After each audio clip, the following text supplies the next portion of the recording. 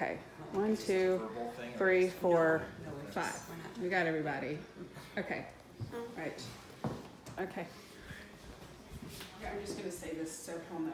All right, I'm Gretchen Hagen. I'm in Speech Communications 101, and we're doing an informative cultural speech. And my topic is arranged marriage. So, love is the impetus of marriage, right?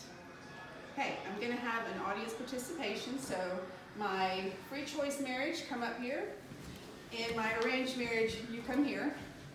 This is part of my visual aid. So, we've all heard the phrase, first comes love, then comes marriage. Thank you. Well, according to an online article from NBC News, 60% of all world marriages are arranged. So, first, the parents will choose a spouse for their child.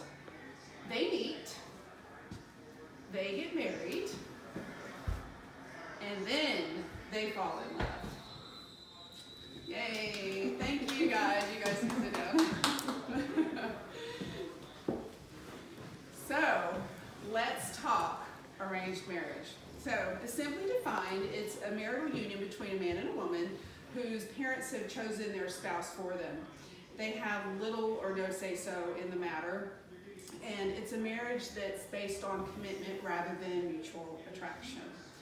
So, in my research, it's led me to see two types, and the first one is forced, which is the one I've always thought that an arranged marriage was.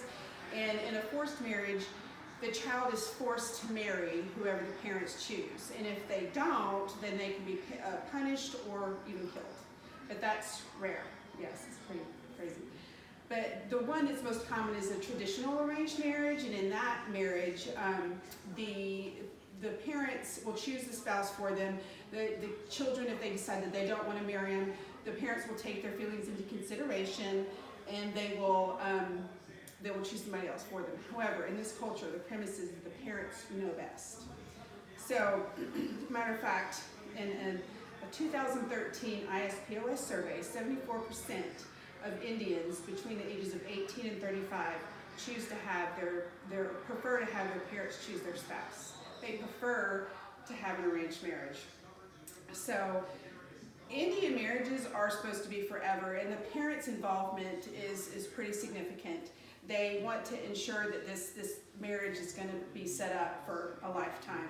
So, according to an NBC News article, the divorce rate for an arranged marriage is 4%, as opposed to a U.S. marriage, it's 40%. So, it's pretty significant. So there's a strict criteria that they have to go through in order to find that perfect mate. So the parents, the families have to have good reputations. The groom, the prospective groom, has to have a good job. He has to be able to hold down a good job, provide for his family. The bride, her height and weight is heavily scrutinized. She has to have good domestic abilities, cooking, cleaning, or even her skin appearance. Her light skin is preferred over a darker skin. Their religious beliefs have to be the same. Their values have to be the same. Their horoscope signs have to be the same. If you have a Cancer and a Sagittarius and they don't match, if those signs don't line up, it's a deal breaker.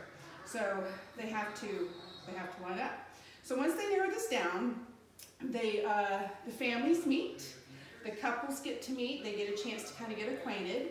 If they decide that they're not compatible, they can go their separate ways.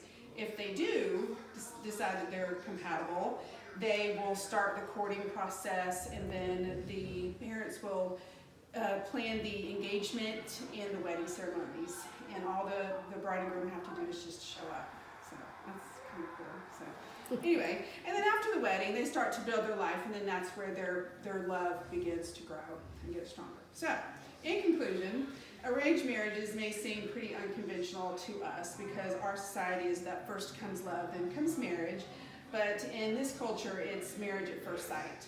So the expectation of love is weak in the beginning and grows over time, lending itself to a stronger, more lasting marital bond.